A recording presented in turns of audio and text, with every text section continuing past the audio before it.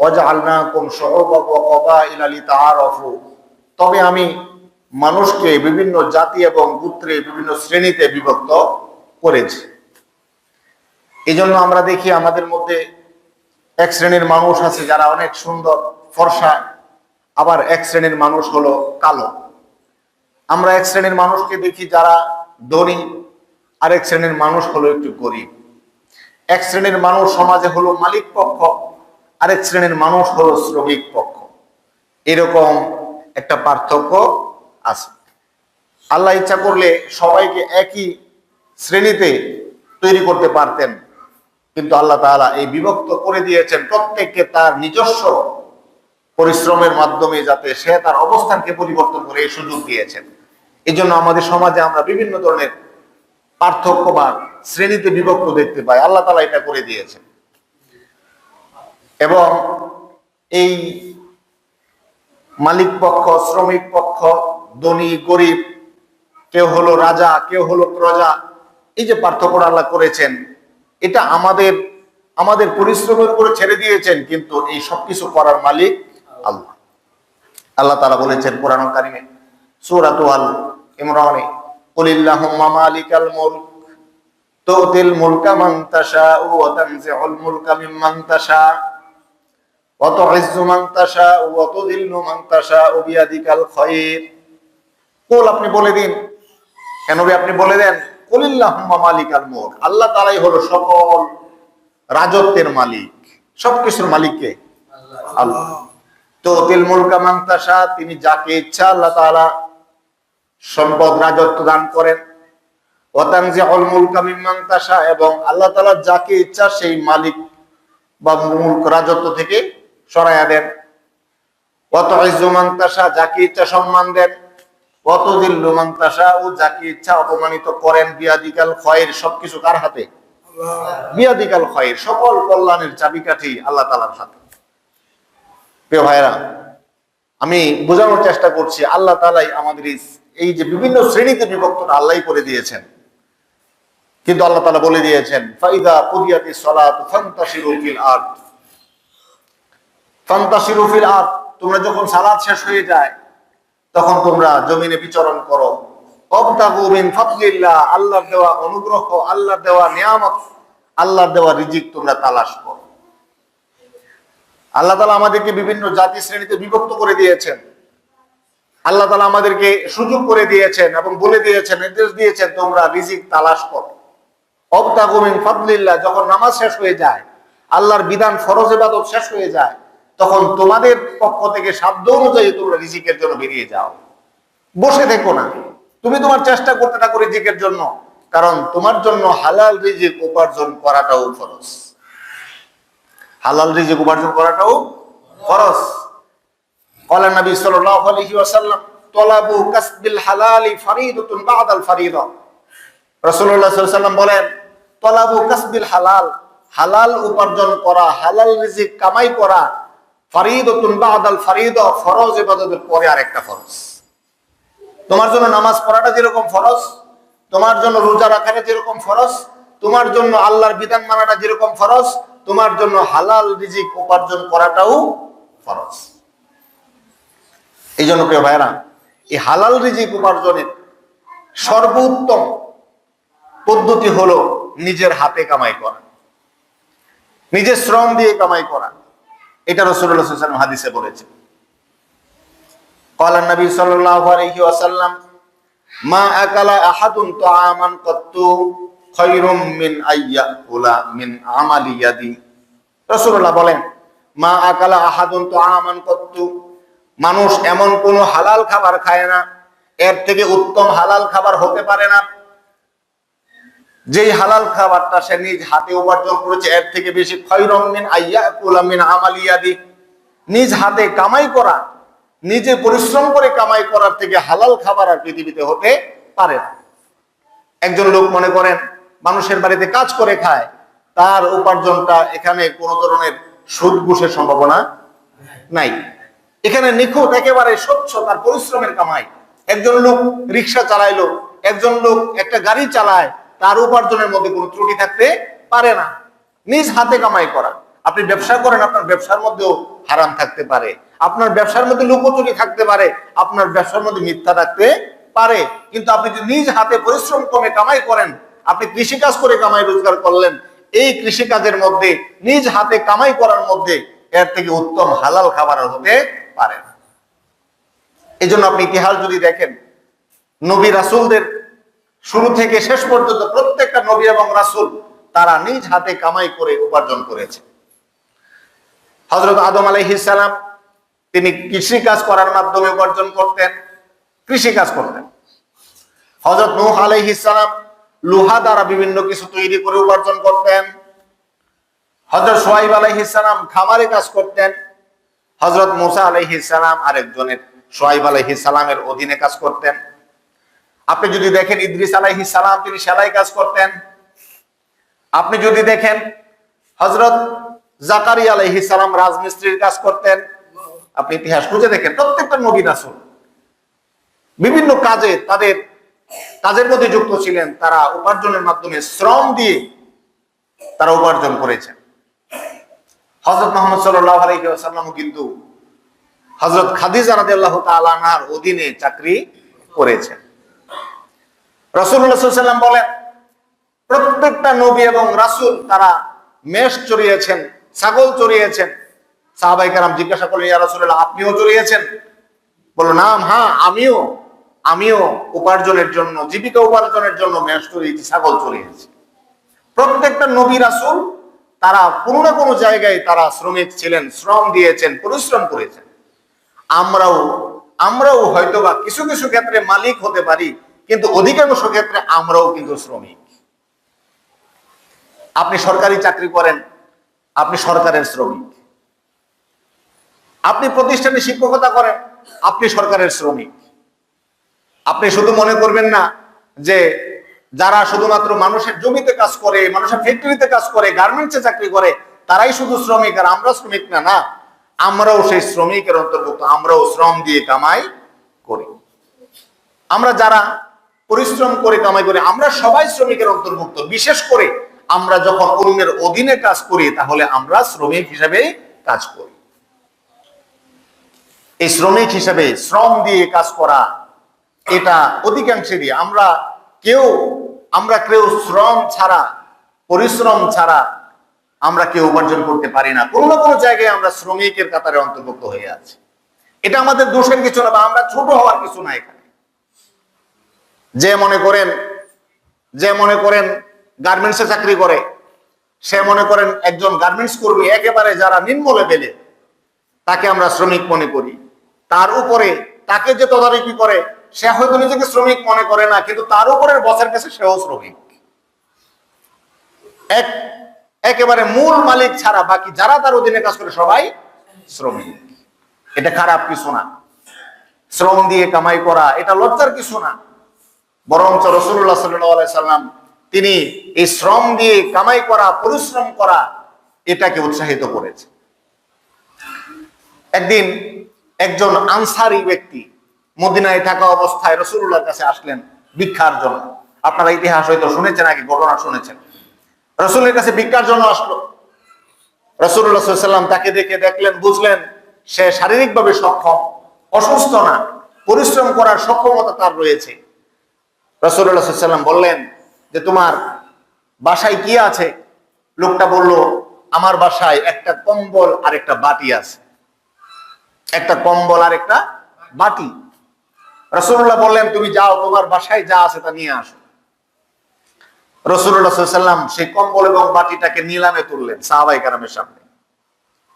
রাসূল যখন কোনো কিছু নিলামে উঠান, এটা কেনার জন্য সাহাবায়ে কেরাম পাগল হয়ে যায়, কারণ এর থেকে বরকতময় আর কিছু হতে পারে না। রাসূলুল্লাহ সাল্লাল্লাহু আলাইহি ওয়াসাল্লাম বললেন, এই কম্বল এবং বাটি তোমরা কে কিনবে? সাহাবায়ে কেরাম প্রতিযোগিতা শুরু করে দিল, তারা কিনে নিল। রাসূলুল্লাহ সাল্লাল্লাহু আলাইহি ওয়াসাল্লাম যেই টাকা বিক্রি করলেন তার অর্ধেক টাকা তার হাতে দিয়ে বললেন, তুমি যাও, এই অর্ধেক টাকা দিয়ে তোমার পরিবারের খাবারের ব্যবস্থা করো। বাকি অর্ধেক টাকা দিয়ে তিনি একটি কুঠার কিনলেন, নিজ হাতে হাতল লাগিয়ে তাকে বললেন, এখন থেকে তুমি ভিক্ষা করবে না, তুমি বনে কাঠ কেটে জীবিকা উপার্জন করবে। কিছুদিন পরে লোকটা রাসূলুল্লাহর জন্য হাদিয়া নিয়ে আসলো।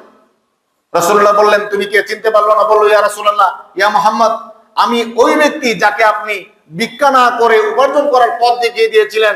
আজকে আল্লাহ তাআলার অশেষ কৃপায় আল্লাহ আমাকে সচ্ছল বানিয়ে দিয়েছে। পরিশ্রম করে লজ্জা পাওয়ার কিছু নাই, পরিশ্রম করে সফলতা অর্জন করা সম্ভব। প্রিয় ভাইয়েরা, আপনি যখন শ্রমিক হিসাবে কাজ করবেন, এই শ্রমিক হিসাবে শ্রম দেওয়া এটাও আল্লাহ তাআলার কাছে পছন্দের একটা কাজ। ওয়ালা নবী সাল্লাল্লাহু আলাইহি ওয়াসাল্লাম, ইন্নাল্লাহা ইউহিব্বু ইযা আমিলা আমালান আইয়ুতকিনাহু। রাসূলুল্লাহ বলেছেন, ইন্নাল্লাহা ইউহিব্বু, আল্লাহ তাআলা ভালোবাসেন, ইযা আমিলা আহাদুকুম আমালান আইয়ুতকিনাহু, কোন মানুষ যখন কোন কাজ, কোন শ্রম, কোন পরিশ্রম, যে কোনো কাজ যথাযথভাবে আদায় করে, সুচারুভাবে আদায় করে, মানসম্মতভাবে আদায় করে, উত্তমভাবে আদায় করে, আল্লাহ তাআলা সেই কাজটাকে পছন্দ করেন। আল্লাহ তাআলা শ্রমিককে পছন্দ করেন। আমরা তো হাদিসে জানি জান্নাতে কিন্তু গরিব মানুষ ধনী মানুষের 500 বছর আগে প্রবেশ করবে। আল্লাহ তাআলা শ্রমিককে পছন্দ করেন, কারণ এই শ্রমের মধ্যে শ্রমিকের কাজের মধ্যে কোনো ত্রুটি থাকে না, 2 নম্বরই থাকে না, আরামের সুযোগ থাকে না।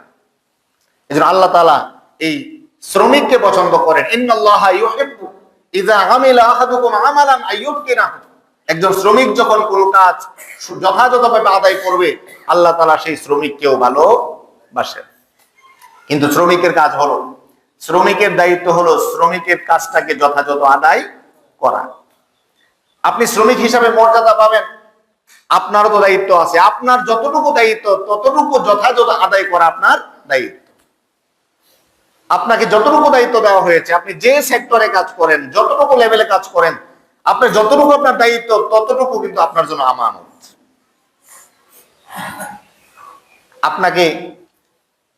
আপনাকে ছোট্ট একটা কাজ দেওয়া হলো, এই কাজের জন্য তোমার পারিশ্রমিক এত, এই কাজটা আপনার জন্য আমানত।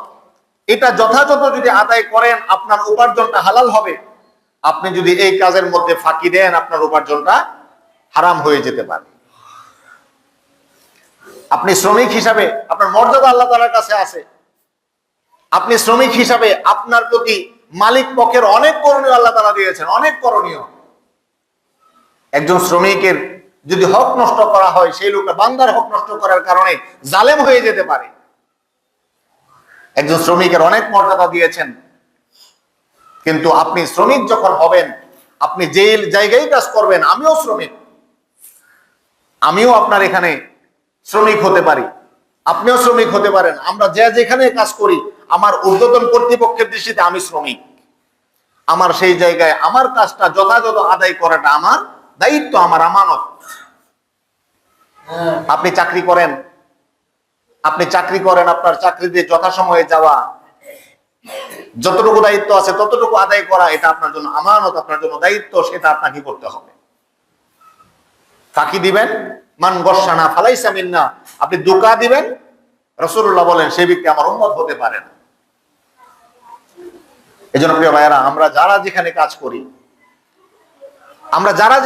করি, যেখানে যতটুকু আমাদের দায়িত্ব, কুল্লুকুম রাঈন ওয়া কুল্লুকুম মাসউলুন আন রাইয়াতিহি, আমার যতটুকু দায়িত্ব আছে, যেখানে যতটুকু দায়িত্ব আছে, যেই কাজটা যখনই করি, তো আমার কাজ হলো, শ্রমিক হিসাবে আমার কাজ হলো, আপনি যদি শ্রমিক হন, আপনার কাজ হলো যথাযথভাবে সেই কাজটা আদায় করা।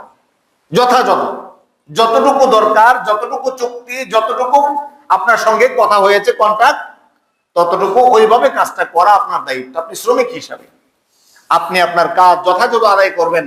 আল্লাহ তাআলা আপনার ঊর্ধ্বতন যারা দায়িত্বশীল তাদেরকে নির্দেশ দিয়েছেন, তারা যাতে আপনার অধিকার আদায় করে। এজন্য প্রিয় ভাইয়েরা, আমরা যারা যে লেভেলে কাজ করি, আমরা যেখানেই কাজ করি, সেই কাজগুলো যাতে যথাযথ হয়, মানসম্মত হয়, তাহলে আল্লাহ তাআলাও ভালোবাসবেন। এই শ্রমের মর্যাদা আল্লাহ তাআলা দিয়েছেন। কাজের কোনো লজ্জা নাই, কাজ না করে খাওয়াটা লজ্জা, পরিশ্রম করে খাওয়াটা লজ্জার না। নবী রাসূল, সাহাবায়ে কেরাম সবাই পরিশ্রম করেছেন। চাকরি তো শুরু হয়েছে মাত্র কয়েক বছর আগে, 200-400 বছর আগে তো এরকম চাকরি সিস্টেম ছিল না। আপনি নবীদের ইতিহাস দেখেন, তারা সবাই বিভিন্ন ধরনের কাজ করে খেয়েছেন, লজ্জার কিছু নাই।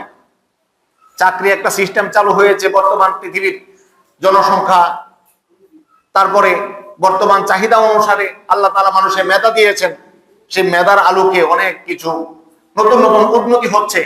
কিন্তু এই পরিশ্রম, এই শ্রম, এই কাজ, এগুলো আগেই ছিল, এখনো আছে, ভবিষ্যতেও থাকবে।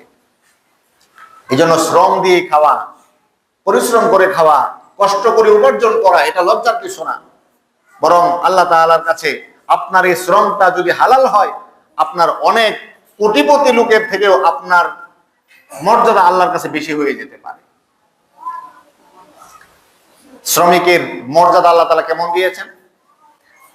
আল্লাহ তাআলা শ্রমিকের প্রতি অধিকার হিসেবে আমি আমার ক্ষুদ্র জ্ঞানে 7টা অধিকার বলতে পারবো। শ্রমিকের আল্লাহ তাআলা 7টা অধিকার দিয়েছেন, আমি বলবো আজকে। শ্রমিকের 1 নম্বর অধিকার, আপনি যদি মালিক হন, আপনি কিছু কিছু ক্ষেত্রে মালিকও হয়ে যেতে পারেন। আপনি 5 জন লোককে এনেছেন আপনার বাড়ির কাজ করানোর জন্য, আপনি মালিক, তারা শ্রমিক, আপনার কিছু করণীয় আছে। আপনি যখন শ্রমিক হবেন আপনার কাজ যথাযথ আদায় করবেন, আপনি যখন মালিক হবেন আপনি আপনার শ্রমিকের অধিকার যথাযথ আদায় করবেন। শ্রমিকের অধিকার, মালিক পক্ষের করণীয় 1 নম্বর কাজ হলো শ্রমিকের উপরে তার সাধ্যের বাইরে কাজ চাপিয়ে না দেওয়া। ইসলাম শ্রমিকের অনেক অধিকার দিয়েছে। ইসলাম এমন একটা জীবন ব্যবস্থা যেখানে একেবারে ক্ষুদ্র থেকে ক্ষুদ্রতর কোনো বিষয়ও ইসলাম বাদ দেয় নাই। সুবহানাল্লাহ, এমন ধর্ম ইসলাম। শ্রমিকের অধিকারও ইসলাম বাদ দেয় নাই। ইসলাম শুধু পিতামাতার অধিকার নিয়ে ক্ষান্ত থাকে নাই, ইসলাম শুধুমাত্র সন্তানের অধিকার নিয়ে ক্ষান্ত থাকে নাই, ইসলাম শুধু আত্মীয়তার সম্পর্ক নিয়ে ক্ষান্ত থাকে নাই, ইসলাম শুধু কেবল প্রতিবেশীর অধিকার নিয়ে ক্ষান্ত থাকে নাই, ইসলাম অমুসলিমের অধিকারও দিয়েছে, ইসলাম শ্রমিকের অধিকারও দিয়েছে। প্রত্যেকটা জায়গায় যেখানে যতটুকু অধিকার দেওয়া দরকার ইসলাম সেখানে ততটুকু অধিকার দিয়েছে। ইসলাম শ্রমিকের 1 নম্বর অধিকারের ক্ষেত্রে বলেছে লা ইউকাল্লিফুল্লাহু ইল্লা উসআহা, লা ইউকাল্লিফুল্লাহু ইল্লা উসআহা। আল্লাহ তাআলা বলে দিয়েছেন, আল্লাহ তাআলা নিজেও বান্দার উপর সাধ্যের উপরে কোনো কিছু চাপিয়ে দেন না, তোমরাও তোমাদের অধীনস্থদের উপরে সাধ্যের উপরে কোনো কিছু চাপিয়ে দিবে না। আপনি যখন মালিক হবেন, আপনার অধীনে যখন শ্রমিক থাকবে, কেউ কাজ করবে, আমি শ্রমিক শব্দটা বলতেছি যেহেতু শ্রমিকের সাথে সম্পর্ক, আপনার অধীনে যে কাজ করে সেই শ্রমিক, এটা বোঝানোর চেষ্টা করি। আমিও শ্রমিক, আমি একটা প্রতিষ্ঠানে চাকরি করি, ওইখানে আমিও শ্রমিক। তো আপনি মালিক পক্ষ হিসেবে আপনার 1 নম্বর কাজ, শ্রমিকের অধিকার 1 নম্বর অধিকার হলো সাধ্যের বাইরে কোনো কাজ চাপিয়ে না দেওয়া। আপনি জানেন একজন ব্যক্তি আপনার বাড়িতে কাজ করতে আসছে, আপনার জমিতে ধান উঠছে, আপনি লোক নিয়ে আসছেন, আপনি জানেন, আপনার কাছে মনে হয় আমাকে কেউ যদি 40 কেজি ওজনের একটা বস্তা মাথায় উঠাইয়া দেয় এটা আমি নিয়ে আসতে পারবো, কেউ যদি 60 কেজি উঠাইয়া দেয় আমি আনতে পারবো না। কিন্তু আপনি যেহেতু লোক আনছেন টাকা দিয়ে কাজ করানোর জন্য, আপনি চেষ্টা করতেছেন যত বেশি কাটানো যায়, আপনি 60 কেজি কেন 70 কেজি বস্তা উঠাইয়া দিচ্ছেন। এরকম হতে পারে না? তাহলে আপনি কি করলেন? আপনি সাধ্যের উপরে চাপাইয়া দিলেন। লা ইউকাল্লিফুল্লাহু ইল্লা উসআহা, এটা ইসলাম হারাম করেছে। আপনি যদি এমন করেন, সাধ্যের বাইরে কোনো কিছু চাপাইয়া দেন, তাহলে আপনি জুলুম করলেন। ইয়া ইবাদি ইন্নী হারামতু যুলমা আলা নাফসি, আল্লাহ তাআলা নিজে বলেছেন আমি আমার জন্য জুলুম হারাম করেছি। ওয়ালা তাজআলু বাইনাকুম মুহাররামান ফালা তাযলামু, তোমরাও পরস্পর জুলুম করো না, জুলুম করা থেকে বিরত থাকো। জুলুম কাকে বলে? জুলুম বলা হয় যার যতটুকু প্রাপ্য তার থেকে আপনি বেশি চাপাইয়া দিলেন, এটাকেই জুলুম বলে। তাহলে শ্রমিকের 1 নম্বর অধিকার দিয়েছে ইসলাম, কাউকে তুমি সাধ্যের বাইরে কোনো কিছু চাপাইয়া দিও না। যদি সম্ভব হয়, যদি সে পারে, তার নির্দিষ্ট চুক্তির বাইরে সে যদি তুমি কিছু করাইতে চাও, সেটা তার সঙ্গে তোমার আগে কথা বলে নিতে হবে এবং চুক্তি করে নিতে হবে। আপনি তাকে কাজের জন্য আনলেন, আপনি বললেন না তোমার জন্য আমার কন্ট্রাক্ট হলো সকাল 8টা থেকে দুপুর 2টা পর্যন্ত তুমি কাজ করবে, তোমাকে আমি রোজ দেবো এত টাকা, 1000 টাকা দেবো। আপনি তাকে দুপুর 2টা কেন আপনি 3টা পর্যন্ত কাজ করাচ্ছেন, আপনি চুক্তির বাইরে তার উপরে অন্যায়ভাবে চাপিয়ে দিচ্ছেন, এটা আপনার জন্য জুলুম হবে। তবে আপনি যদি তার সঙ্গে চুক্তি করে নেন, তুমি আমার এখানে 1 ঘন্টা বেশি কাজ করলে আমি তোমাকে 100 টাকা বাড়াইয়া দেবো, সে যদি চুক্তিতে রাজি হয়, এটা আপনার জন্য বৈধ হতে পারে। শ্রমিককে ইসলাম বলেছে শ্রমিক তুমি যথাযথ মানসম্মত কাজ করবে, আর মালিককে আল্লাহ তাআলা বলে দিয়েছেন সাধ্যের উপরে চাপায়া দিও না। শ্রমিকের 2 নম্বর অধিকার ইসলাম দিয়েছে, যথাযোগ্য পারিশ্রমিক তাকে বুঝাইয়া দাও। যতটুকু পারিশ্রমিক তার প্রাপ্য ততটুকু বুঝাইয়া দাও। আপনি আমাদের দেশে এরকম অনেক মানুষ আছে, আপনি রাস্তাঘাটে চললে দেখবেন, আপনি জানেন একটা জায়গা থেকে, ধরেন আপনি বেলানগর থেকে আপনি আসবেন পণ্ডিতপাড়া পলাশে আসবেন, আপনার সিএনজি ভাড়া ধরেন 40 টাকা। অনেক মানুষ আছে এখানে আসার পরে নিজের ক্ষমতা দেখায়া 30 টাকা দেয়, 20 টাকা দেয়, একটু কম দেয়, নিজের একটু পাওয়ার দেখায়, আছে কিনা এরকম? আপনি আপনার বাড়িতে একজন কাজের লোক আনলেন কাজ করানোর জন্য, বা আপনি একজন শ্রমিককে আপনার অধীনস্থ হিসেবে কাজ করাচ্ছেন, তার বেতন আপনি নির্ধারণ করলেন 10,000 টাকা, আপনি তাকে কম দিচ্ছেন। ইসলাম এটাকে হারাম করেছে। যার যতটুকু প্রাপ্য পারিশ্রমিক, তুমি তার ততটুকু প্রাপ্য পারিশ্রমিক বুঝাইয়া দিবা, এটা তোমার দায়িত্ব। এটা হলো শ্রমিকের অধিকার। ইন্নাল্লাহা ইয়া'মুরু বিল আদলি ওয়াল ইহসান ওয়া ইতা'i যিল কুরবা ওয়া ইয়ানহা আনিল ফাহশাই ওয়াল মুনকারি ওয়াল বাগই। ইন্নাল্লাহা ইয়া'মুরু, আল্লাহ তাআলা আদেশ করেছেন বিল আদল। বিল আদল, আদল মানে হলো যার যতটুকু প্রাপ্য তার ততটুকু বুঝাইয়া দাও। যার যতটুকু প্রাপ্য তাকে ততটুকু বুঝাইয়া দাও, এটা তোমার দায়িত্ব। এটা শ্রমিকের অধিকার। এজন্য আমরা আমাদের জায়গা থেকে আমরা যখন আমাদের অধীনস্থ কাউকে আমরা ব্যবহার করব, কাজে লাগাবো, আমাদের সতর্ক থাকতে হবে আমি কি তার প্রাপ্য পারিশ্রমিক দিচ্ছি কিনা। আমার বিবেক যদি বলে তার প্রাপ্য পারিশ্রমিক এত, আমাকে ততটুকুই দিতে হবে। অথবা আমি তার সঙ্গে যদি চুক্তি করে নেই এতটুকু পারিশ্রমিক তাকে দেব, তাহলে তাকে সেটা দেওয়া আমার দায়িত্ব। এটা খেয়াল রাখতে হবে। শ্রমিকের 3 নম্বর অধিকার হলো যথা সময়ে পারিশ্রমিক দেওয়া। যথা সময়ে পারিশ্রমিক দেওয়া। পারিশ্রমিক দেওয়ার নিয়ম হলো, হাদিসে আসছে, রাসূল বলেছেন আতুল আজির আজরহু ক্বাবলা আইয়াজিফা আরকুহু। শ্রমিকের ঘাম শুকানোর পূর্বেই তার পারিশ্রমিক দিয়ে দাও। শ্রমিক তোমার কাছে পরিশ্রম করছে, কাজ করছে তোমার অধীনে, তার শরীরের ঘাম শুকানোর আগেই পারিশ্রমিকটা দিয়ে দাও। নিয়ম হলো দৈনিক পারিশ্রমিক দিয়ে দেওয়া। কিন্তু আমাদের দেশের সিস্টেম অনুযায়ী সরকারিভাবে যেহেতু একটা পদ্ধতি আছে সাপ্তাহিক মাসিক বেতন দেওয়ার, এটাও জায়েজ। এটা চুক্তির ভিত্তিতে হয়েছে। দৈনিক আমরা অনেকে দেখা গেছে চুক্তিভিত্তিকও হতে পারে, যে ঠিক আছে আমি একসাথে নেব, একটা নিয়ম এখন বর্তমানে চালু হয়েছে, এটা সমস্যা না। কিন্তু নিয়ম হলো মাস শেষ হলে পারিশ্রমিক দিয়ে দেওয়া। আমাদের দেশে এরকম অনেক কোম্পানি আছে, অনেক চাকরি আছে, অনেক ব্যবস্থা আছে যেখানে 30 তারিখ পর্যন্ত কাজের হিসাব, 1 তারিখে বেতন দেওয়া দরকার ছিল, সেখানে 15 তারিখ 20 তারিখেও বেতন দেওয়া হয় না। এটা কিন্তু এটা শ্রমিকের অধিকার আদায় হলো না। ইসলামের দৃষ্টিতে একজন মুসলিম ব্যক্তির কখনো এটা উচিত হবে না 31 তারিখ বা 30 তারিখ শেষ হওয়ার পরে 1 তারিখের পরে 2 তারিখ হয়ে যাওয়া, তার পারিশ্রমিক দেওয়ার ক্ষেত্রে দেরি করা, এটা একজন মুসলমানের জন্য কখনো জায়েজ হবে না। আতুল আজির আজরহু ক্বাবলা আইয়াজিফা আরকুহু। শ্রমিকের ঘাম শুকানোর আগে তার পারিশ্রমিক দিয়ে দেওয়া উচিত। যখন তার দিয়ে দেওয়ার সময় তখন দিয়ে দেওয়া উচিত। আপনি প্রতিদিন দিতে পারেন না, আপনি সপ্তাহে দিবেন, সপ্তাহে দিতে পারেন না মাসে দিবেন, আপনি মাস শেষ হওয়ার পরে একদিন দেরি করতে পারবেন, এটা আপনার জন্য জায়েজ নাই। কারণ সেই লোকটা কাজ করতেছে টাকার জন্য। প্রিয় ভাইয়েরা, এটা শ্রমিকের অধিকার। শ্রমিক যদি কোনো সময়, আমাদের দেশে এরকমও আছে, যদি চাকরি করে, চাকরির ক্ষেত্রে 2-4-5 দিনের বেতন না দিলেও কিছু মনে করে যে কিছু হবে না।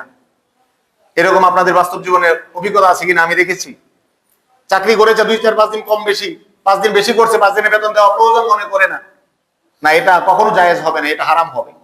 এটা বান্দার হক নষ্ট করা হবে। আপনার অধীনে কেউ যদি 1 ঘন্টা বেশি কাজ করেছে, 1 ঘন্টার পারিশ্রমিক দেওয়া আপনার দায়িত্ব। এটা আপনি খেতে পারবেন, আপনি মারতে পারবেন না, দিয়ে আপনি থাকতে পারবেন না। এটা হয় এরকম অনেক সময়। 4 নাম্বার হলো শ্রমিকের সাথে ভালো আচরণ করা। একজন শ্রমিকের সাথে, শ্রমিকের অধিকার 4 নাম্বার কি? ভালো আচরণ করা। মানুষ হিসেবে আমরা সবাই আদম সন্তান।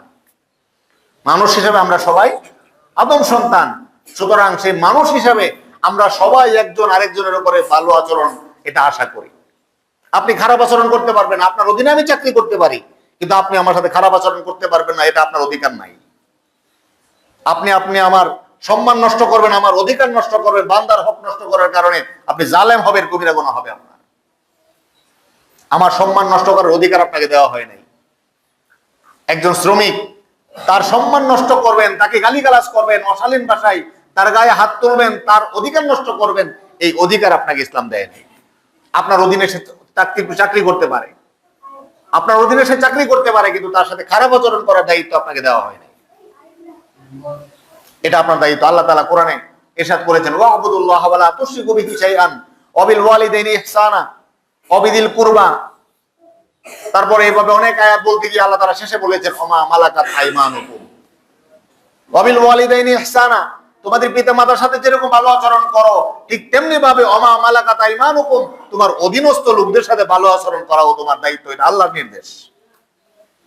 এজন্য তাদের সাথে ভালো আচরণ করা, মানুষ হিসাবে আপনার কাছে সে ভালো আচরণ এটা পাবে, কিন্তু শ্রমিক হিসাবে, কাজ করে হিসাবে আপনার সঙ্গে তার একটা পার্থক্য থাকতে পারে, কিন্তু আচরণের ক্ষেত্রে অবশ্যই ভালো আচরণ করেন আপনার দায়িত্ব। কিন্তু আমাদের সমাজে তো এখন দেখা যায়, আপনার অধীনে কেউ কাজ করলে ভালো আচরণ তো পায় না, গালিগালাজও শুনতে হয়, আবার মাঝে মধ্যে মাইরও খাইতে হয়। এরকমও হয় আমাদের সমাজে, এটা আমাদের উচিত নয় করা। 4 নাম্বার বললাম। 5 নাম্বার হলো, যদি সম্ভব হয়, এটা ইসলামের বিধান, শ্রমিকের খাবার এবং থাকার ব্যবস্থা করা এটা মালিকের দায়িত্ব। শ্রমিকের থাকা এবং খাওয়ার ব্যবস্থা করা এটা কার দায়িত্ব? মালিকের দায়িত্ব।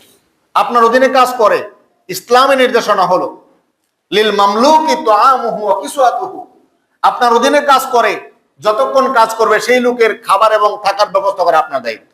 হ্যাঁ, আপনি যদি চুক্তি করে নেন সেটা ভিন্ন বিষয়। আপনি যদি চুক্তি করে নেন, তুমি আমার অধীনে চাকরি করবা, কিন্তু তোমার থাকা খাওয়ার দায়িত্ব আমার না, এটা আপনি নিতে পারেন। কিন্তু স্বাভাবিকত ইসলাম অধিকার দিয়েছে শ্রমিকের থাকা খাওয়ার দায়িত্ব হলো মালিকের।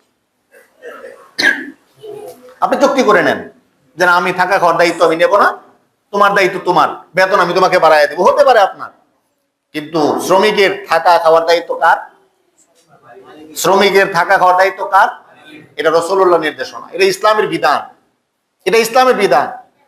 এটা আমরা মাথায় রাখতে পারি। আমাদের অধীনে যদি কেউ কাজ করে, তখন আমাদের যদি সামর্থ্য থাকে, আমরা তার থাকা অথবা খাওয়ার যতটুকু সম্ভব ব্যবস্থা আমরা করতে পারি, এটা আমরা করবো ইনশাআল্লাহ। 6 নাম্বার হলো, ভুল হলে ক্ষমা করে দেওয়া। একজন শ্রমিক, সে আপনার অধীনে কাজ করে, তার তো ভুল হতেই পারে। একজন শ্রমিক আপনার অধীনে কাজ করে, তার ভুল হতেই পারে। আপনার অধীনে একজন কাজ করে বলে তার ভুল হবে না এমন নয়। ভুল হলে ক্ষমা করা আপনি মালিক হিসেবে আপনার দায়িত্ব, এটা শ্রমিকের অধিকার। এবং এই ভুল হলে ক্ষমা করা এটা মহত্বের একটা বৈশিষ্ট্য, একটা মুমিনের বৈশিষ্ট্য, এটা আমরা করতে পারি। 7 নাম্বার, একজন শ্রমিকের যে অধিকার সেটা হলো আল্লাহর বিধান পালনের সুযোগ দেওয়া। আল্লাহর বিধান পালনে সুযোগ দেওয়া। আপনার অধীনে চাকরি করে, কাজ করে, আপনি মনে করতেছেন আমার অধীনে চাকরি করে, যদি জোহরের নামাজে সুযোগ দেয় আধা ঘন্টা নষ্ট। এরকম মানসিকতাও আমাদের সমাজে আছে। বিশেষ করে চাকরির ক্ষেত্রে, গার্মেন্টস গুলোতে এই সমস্যা অনেক বেশি। নামাজ পড়ার সুযোগ দেওয়া হয় না, অনেক গালিগালাজ করে, খারাপ আচরণ করে, অনেক কাজের ক্ষেত্রে এরকম হয়। প্রিয় ভাইরা, একজন, আপনি যদি মুসলমান হন, যদি মালিক মুসলমান হয়, তার দায়িত্ব হলো একজন শ্রমিকের আল্লাহর বিধান পালনে, ফরজ ইবাদত পালনের সুযোগ করে দেওয়া। লা তাআতা লিমাখলুকিন লিমাসিয়াতিল খালিক, একজন শ্রমিকের উচিত হবে না আল্লাহর বিধানকে বাদ দিয়ে বান্দার আনুগত্য করা। একজন শ্রমিকের উচিত নয় স্রষ্টার আনুগত্য বাদ দিয়ে সৃষ্টির আনুগত্য করা। আর আল্লাহ তাআলা মালিককে বলে দিয়েছেন, কুল্লুকুম রাঈন ওয়া কুল্লুকুম মাসউলুন আন রাইয়াতিহি, তোমার অধীনে যদি কেউ চাকরি করে, সেই লোক যদি আল্লাহর বিধান পালন করতে না পারে, সেটা জবাবদিহিতা তোমাকে করতে হবে। এজন্য আমরা যদি কোনো সময় এরকম পরিবেশের সম্মুখীন হই, তাহলে আমার অধীনস্থদেরকে সে আল্লাহর বিধান পালনের সুযোগ দেওয়াটা আমাদের দায়িত্ব। প্রিয় ভাইরা, আজকে যেহেতু মে দিবস, শ্রমিক দিবস, এই জন্য শ্রমের মর্যাদা এবং শ্রমিকের অধিকার নিয়ে কিছু কথা বললাম। একজন শ্রমিকের দায়িত্ব হলো তার কাজটাকে যথাযথ আদায় করা। আমি যখন শ্রমিক হিসেবে কাজ করব, তখন আমার শ্রমিক হিসেবে আমার কাজটা যথাযথ আদায় করা, এটা আমার জন্য আমানত। আবার আমি শ্রমিক হিসেবে আমার কাজ যথাযথ আদায় করব, মালিক হিসেবে শ্রমিকের প্রতি আল্লাহ তাআলা অধিকার দিয়েছেন 7টা। 1 নম্বর হলো শ্রমিকের উপরে কোনো কাজ অতিরিক্ত চাপায়া না দেওয়া, যথাযোগ্য প্রাপ্য সম্মানী পারিশ্রমিক বুঝাইয়া দেওয়া, 3 নাম্বার হলো যথাসময়ে তার পারিশ্রমিক বুঝাইয়া দেওয়া, 4 নাম্বার ভালো আচরণ করা, 5 নাম্বার হলো থাকা খাওয়ার ব্যবস্থা সম্ভব হলে করা, 6 নাম্বার হলো ভুল হলে ক্ষমা করে দেওয়া, 7 নাম্বার হলো আল্লাহর বিধান পালনের সুযোগ করে দেওয়া। আল্লাহ তাআলা আমরা যারা শ্রমিক হিসেবে আছি আমাদেরকে আমাদের কাজগুলো যথাযথ আদায় করে তৌফিক দান করুন, এবং আমাদের যে অধিকার আল্লাহ তাআলা দিয়েছেন সেই অধিকারগুলো যাতে আমরা পেতে পারি, আল্লাহ তাআলা সেই তৌফিক আমাদের সকল মধ্যে দান করুন, আমিন।